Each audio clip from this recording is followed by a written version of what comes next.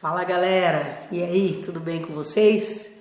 Bom, para quem não me conhece, meu nome é Ana Caroline, eu sou treinadora de cães e sejam todos bem-vindos aí no meu canal, tá? Gente, se vocês gostarem desse vídeo, dê o seu like, compartilhe, porque é um tema bem relevante, bem importante, inclusive vai ser um material para vocês aí para o ano novo. O tema de hoje, pessoas, é fogos de artifício, tá? Como lidar com essa situação. Aqui no YouTube a gente vai entender um pouco como que começa esse medo, né? Como que começa esse problema. Mas no Instagram eu vou estar postando um vídeo um pouco mais curto falando do que fazer e do que não fazer, beleza? Então eu anotei algumas coisas aqui, tá? Eu gostaria de deixar claro para vocês que eu peguei uma fonte, né? Eu fui atrás de profissionais para colaborarem, né, com o tema aqui para vocês, tá? Então eu vi algumas coisas com o Dani Camacho, com a Daniela Ramos, que é uma veterinária comportamentalista, tá? Então ela pôde dar bastante respaldo aí da parte clínica, né, da parte fisiológica, do como funciona o medo, né, o que fazer, o que não fazer, né, a questão das medicações. Então a fonte, né, aqui do meu tema aqui, a minha palestra, é justamente em cima do que eu vi sobre eles, tá? Então eu espero que vocês gostem aí. Eu fiz um resumo, né? Tem parte da minha experiência, tem parte da prática, tem parte do meu conhecimento e tem parte do conhecimento deles, tá bom? Então eu fiz algumas anotações e eu queria começar conversando com vocês do como que começa, né, esse medo aí no cachorro, né, que muitas das vezes o dono ele enxerga o cão quando ele já está no ápice do medo, quando ele já está numa fobia, com algum comportamento de fuga, de automutilação, de destruição, ficar ofegante, vômito, diarreia, essas coisas desse tipo. O dono ele enxerga nesse momento, mas o cachorro ele já está provavelmente com ansiedade. Então começa, o cão fica um pouco mais ansioso, vem o medo e por último, caso esse medo não diminua ou não se mantenha, vem a fobia, né? Então são estágios que o medo percorre para chegar na intensidade, né, do medo ali. Então esse é um ponto bem importante. Então normalmente os donos enxergam depois que o medo já está muito intenso, tá? O que eu gostaria de pontuar aqui com vocês? Aonde dá para só treinar e não usar medicamento e aonde que precisa entrar o medicamento como um auxílio aí para o treinamento, para ajudar o cachorro a se recuperar um pouco mais rápido e conseguir, né, corresponder ao treino. Então assim, quando o cão sente medo, gente, de fogos de artifício, de chuvas fortes ou de algum barulho alto, intenso, é natural que ele sinta medo. Inclusive é necessário que ele sinta medo. O medo é uma questão de sobrevivência no nosso organismo, né, como humano e como os cães.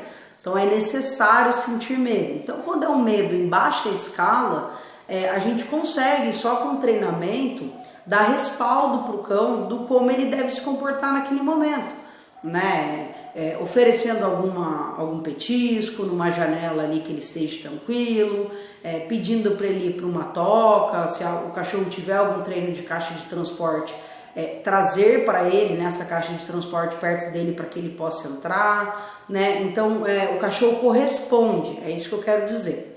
Quando a gente pensa num pouco mais de medo, ainda dá para só com treinamento, né? Você dá alternativas para o cão do que ele deve fazer, né? Só quando a gente pensa de um pouco mais de medo intenso, é meio complicado trabalhar só com treinamento, porque o cachorro ele já não vai estar correspondendo bem emocionalmente, mentalmente. Então, dificilmente, fisicamente, ele vai conseguir ter algum comportamento que eu estou pedindo. Então a medicação, quando ela entra junto com o treino, ela serve para isso, para estabilizar a mente do cachorro, o emocional do cachorro, para ele conseguir corresponder ao treino. Então é muito importante para quem estiver assistindo aqui, se você tem um cão que tem um medo intenso, tá? Ou uma fobia, você consiga identificar isso, precisa procurar um médico veterinário comportamentalista, tá? Por que tem que ser o médico veterinário comportamentalista? Porque ele vai entender o processo, né? Ele vai entender como ele deve te orientar com relação aos comportamentos a serem ensinados para o cachorro, né? É uma medicação mais específica, eles estudam muito para entender qual é o tipo de medicação para regular essa ansiedade, né? Então é interessante que seja um médico veterinário comportamental, tá? E depois entra na fobia, né? Que daí, do medo intenso, o animal perde as opções que ele teria, na verdade ele nem sabe que ele teria opções, então ele entra em fuga, ele se automutila, né? Ele destrói as coisas da casa, tem cães que atravessam portas de vidro, tem cães que atravessam portões, se machucam, né? Porque de fato é tão aterrorizante para eles aquele barulho que ele precisa fugir, né? O corpo dele entra nesse mecanismo de explosão mesmo, por ser muito alto, tá? Então é isso. Qual que é o termômetro, né, pra gente entender até onde é normal o medo tolerável, né, o medo intenso e a fobia? É a intensidade da resposta, né? Então, qual que é a intensidade da resposta, né? Ou seja, o que o cachorro faz com esse medo e o tempo de recuperação. Entendeu? Isso vai ser um termômetro para vocês entenderem se o seu cão tem pouco medo, muito medo ou se ele tem fobia, tá? O que é importante, gente, deixar claro para vocês aqui. Quando a gente começa a treinar um cão com medo, fobia de fogos, de chuvas, essas coisas, não é possível tirar o medo desse cão. Tá? Não é possível fazer com que o cão fique super feliz com esse barulho, tá? Até porque o medo é uma emoção primária. Então, a partir daquele sentimento, a gente consegue dar conforto emocional, a gente consegue dar opções para o cão, a gente consegue ajudar o cão a não entrar nessa fuga, né, nessa automutilação, mas não é a ausência do medo e não quer dizer que ele vai amar também fogos, tá? A gente ajuda, né? Só para vocês terem uma noção aqui, ó, para os humanos de 85 decibéis é importante evitar, né, esse número aí de volume, né? E 120 decibéis já é prejudicial para os humanos, tá? Os fogos, eles têm em média 120 a 140 decibéis. Então, ou seja, ele naturalmente ele já está no prejudicial já para o humano.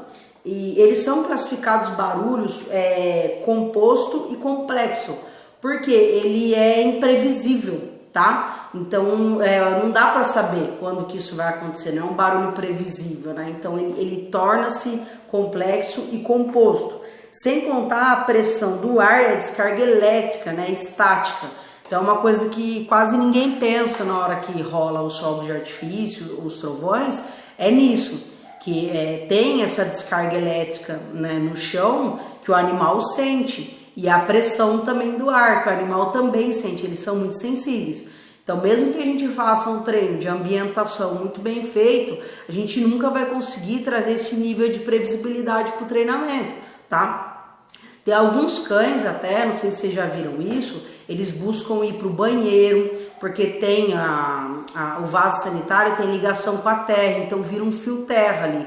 Tem costume de ir para o box, para justamente buscar essa descarga elétrica mesmo. Porque eles sentem taticamente nas patinhas ali a descarga elétrica, tá? do trovão. Então, isso é um outro ponto importante também, né? Que quase ninguém pensa, tá? Aquela roupinha que o pessoal usa de amarração para ajudar o cachorro a moderar a respiração dele. O que é importante nessa questão, gente? Primeira coisa, se você quer usar esse recurso no momento dos fogos, das chuvas fortes, você precisa adaptar o seu cachorro com essa amarração antes desse momento. Então você tem que ver se ele se sente confortável, se ele fica estático, né? Se ele fica bem com aquela situação. Não adianta, tipo, na noite do ano novo, você coloca a roupinha no cachorro e ele fica lá estático, na visão sua, aparentemente ele tá bem, porque ele tá paralisado, mas na verdade ele tá, além dele estar com medo dos fogos, ele tá desconfortável com a roupa, tá? Então precisa adaptar o animal antes. A outra coisa, gente, é que nem todos os animais correspondem a essa amarração. Então você tem que entender quem que é esse cachorro e se isso vai valer naquela situação.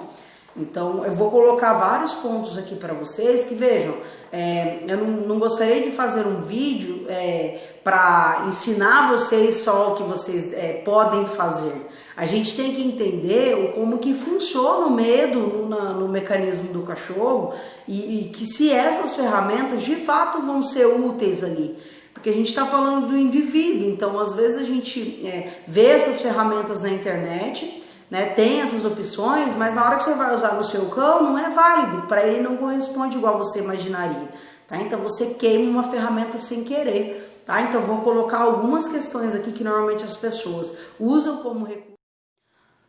Pessoal, uma outra coisa interessante também que tem estudos que comprovam, né, no treinamento aí, todas as situações que ele colocaram cães, né, em estudos mesmo, o efeito placebo, né? Achei bem interessante isso, assim, porque o que o estudo fala? Que pessoas mais otimistas, mais engajadas no treinamento, tem esse efeito placebo no cachorro, tá? Então, tipo assim, teve grupos de cães, milhares de cães que não foram medicados, mas usaram medicamentos placebo com cães, com pessoas engajadas, motivadas, trabalhando nos processos, e outros cães que usaram medicação real, mas com tutores que, enfim, faziam o que era para ser feito, mas não tão engajados e tal. Teve uma porcentagem quase igual, tá? Tem 60% do placebo e 70% da medicação verdadeira. Então, assim, veja como que o engajamento da pessoa no treinamento, o nível de envolvimento, até de confiabilidade no treinamento afeta no comportamento do cão. Então, esse é um dado importante que eu quis colocar para vocês aí. Então, falando de tudo isso, gente, o que seria legal a gente pensar aqui? Quais são os cães que estão dentro desse grupo aí do medo? Pode ter um medo exacerbado aí, né? Primeiramente, é a genética desse cachorro.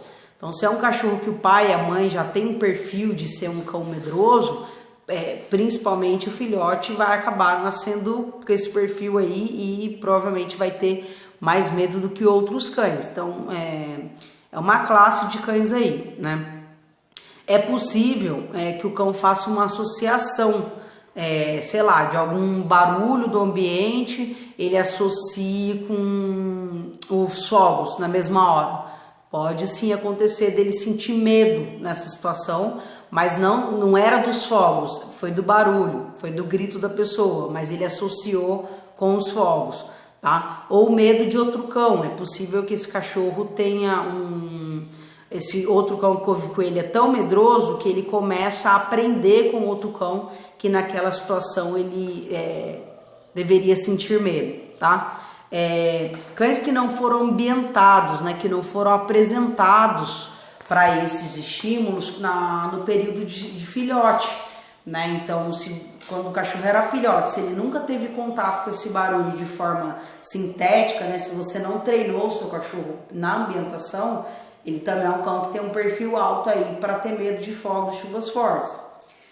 O cão que ao longo da vida ele acaba tendo muito contato com os fogos. Então, assim, no nosso país, por exemplo, tem várias épocas do ano que tem fogos de artifício. As festas juninas, né?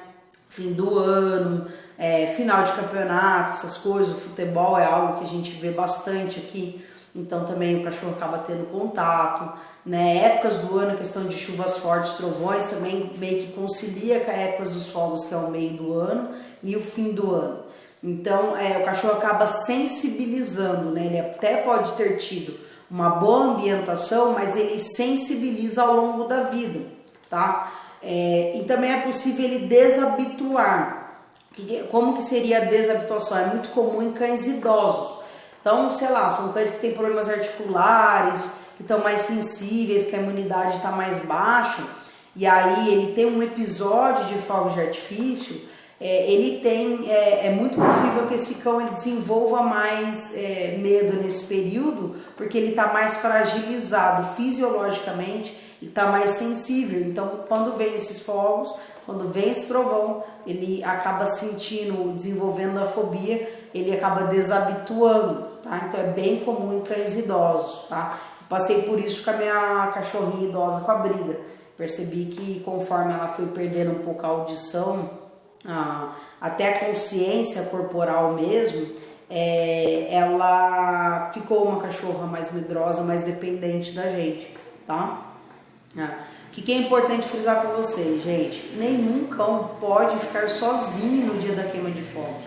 Nenhum cão, tá? É muito importante, vamos supor que você foi viajar ou que você vai passar na casa de algum parente, que você deixe o seu cão com alguém, tá? Ele não pode passar por esse medo sozinho. Ele pode associar com o ambiente, ele pode associar com ansiedade de separação, ele pode associar com uma porções de coisas do ambiente, porque ele estava sozinho. Então, de maneira nenhuma, não deixe o seu cão sozinho nessa situação que é previsível, né? Final de campeonato, ano novo, festa junina, você sabe que vai ter fogo de artifício. Aqui no Brasil é Nossa Senhora Aparecida, né? Que é também uma data que o pessoal solta fogos. Deixa eu ver o que mais que eu anotei.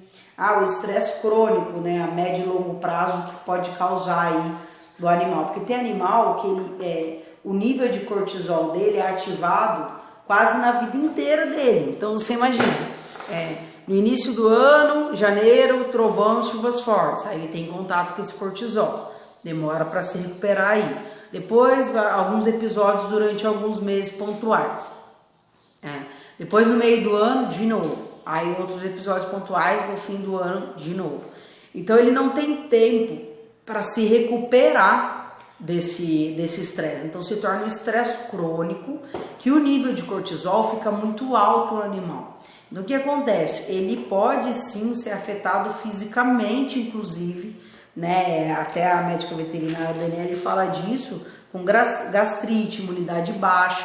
Por quê? É muito desgastante para o organismo esse cortisol alto o tempo todo. Tem cães que demoram mais de uma semana, cães com fobia, para se recuperar. Então, às vezes, aparentemente você olha, parece que o cão tá bem, mas internamente, em nível de hormônio, em nível de emoção, ele ainda está se recuperando, né, desse estresse que ele passou aí. Então é bem complicado essas situações de cães com fobia por isso, porque pra gente parece que ele tá bem, mas ele tá ali com muitas coisas para se adaptar de novo e se recuperar, tá?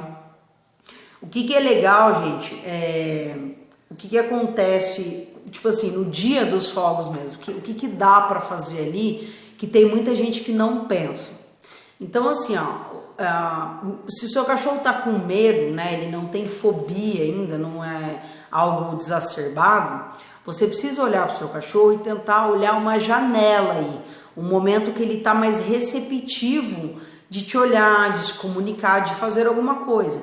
Então sim, você pode, se ele estiver receptivo, oferecer um petisco, pedir algum comportamento que ele já saiba, tá? Fazer alguma brincadeira com ele. Eu não faria nada muito agitado, eu não gosto muito de associar, mas pedir comportamentos que ele já sabe, né? Ou se você ensinou o seu cachorro a relaxar por massagem, tentar oferecer essa massagem nesse momento que os fogos estão soltando, porque vai ajudar o cachorro a se manter bem ou até a se recuperar também. Então são coisas que dá para fazer até no momento em que o fogos está acontecendo ali, tá? A gestão do ambiente também é muito legal, de fechar a janela, inibir barulho externo com alguma música, né? Ligar um ventilador, um ar-condicionado, né? Colocar caixa de transporte, abaixar a luz e tal, tudo isso ajuda muito, tá? Mas não use só esse recurso, tente ficar o mais natural possível na situação. Quanto menos você transparecer para o cachorro o seu nervosismo, a sua ansiedade até, porque aqueles fogos estão te incomodando também, mais natural ele vai ficar. Se você cria um cenário muito que alerta para o cão que ele está em perigo mesmo, né? Nossa, começa o sol, você já tira ele da situação, já fecha tudo e planeja tudo isso que eu falei e tal, você dá um alerta para ele que algo ruim vai acontecer. Então, principalmente se você não treinou nada durante o ano, se você faz isso naquele momento especificamente, você corre o risco até do cachorro associar que você está criando todo esse cenário justamente porque algo perigoso vai acontecer. Então, eu gosto bastante da gestão ambiental, mas se você treinou isso durante o ano, para ficar uma coisa também desassociada, tá? Para que ele vá para esse ambiente já mais tranquilo, que não tenha tanto a ver com fogos, com chuva, tá bom? Evita, né, tipo, xingar a galera que tá soltando fogos, ficar nervoso e tal, porque transparece isso pro cão, ele sente essa tensão, esse nervosismo, tá bom? O exagero de manejo, sem ter tido treino, pode trazer pro cachorro, a médio e longo prazo, aumentar esse medo, tá? Porque, de certa forma, você não tá ajudando ele a melhorar o medo, você tá cada vez colocando ele mais na bolha. Então é uma linha muito tênue ali, tá? Preste bastante atenção nisso.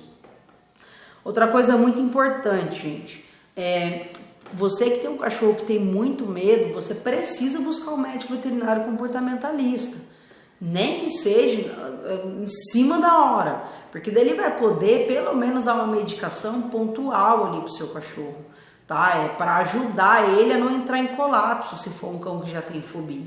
E aí depois vocês se planejam para o próximo ano para dar uma medicação mais contínua com treinamento para ajudar o seu cão. Mas não deixe de procurar um médico veterinário. Tem muita gente que acha que isso é bobeira, que imagina, o cachorro vai resolver isso sozinho. E não é, isso é muito perigoso, tá? Então procura um médico veterinário comportamental, tá? E o que é importante? Fuja de médico veterinário que fale em sedar o seu cão, né? De dar uma medicação que ele vai ficar sem reação física, mas imagine, ele vai estar sedado, mas a mente e a emoção dele vai estar ali com medo, ele vai estar sentindo, mas o corpo dele não pode reagir. Então, não procure esse médico veterinário para sedar o seu cachorro. A ideia não é sedá-lo, tá? O médico veterinário comportamentalista, ele vai dar um ansiolítico para auxiliar o seu cachorro a lidar com a situação, e você vai também fazer o treinamento, tá? A ideia não é sedar o cachorro e ele não sentir nada, tá? A medicação são facilitadores, ela não vai fazer por você, tá? É muito comum cães que têm medo de fogos, ele também ter medo de trovões e chuvas fortes e também desenvolver ansiedade por separação, porque ele acaba generalizando esse medo ao ambiente, entendeu? E provavelmente esse cão teve contato com esses barulhos e ele estava sozinho, ou esse barulho foi muito assustador e ele associou ao ambiente e ele acaba ficando mais dependente das pessoas. É bem comum mesmo isso, tá? A maioria dos cães que eu treino que tem ansiedade por separação tem medo de fogos de chuva ou vice-versa, tá?